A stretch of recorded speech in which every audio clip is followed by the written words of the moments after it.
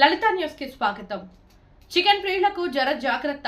అంతుచిక్కని virus తో భారీగా చనిపోతున్న కోళ్లు. అంతుచిక్కని వైరస్ కారణంగా తెలుగు రాష్ట్రాల్లో భారీగా కోళ్లు చనిపోతున్నాయి.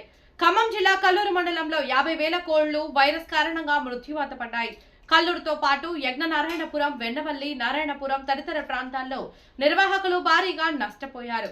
ఏపీలోని పశ్చిమ గోదావరి జిల్లాలో ఇప్పటి వరకు 1.20 కోట్ల కోళ్లు చనిపోయాయి.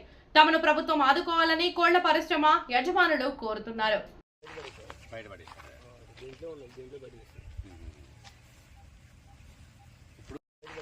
బయటపడేసారు.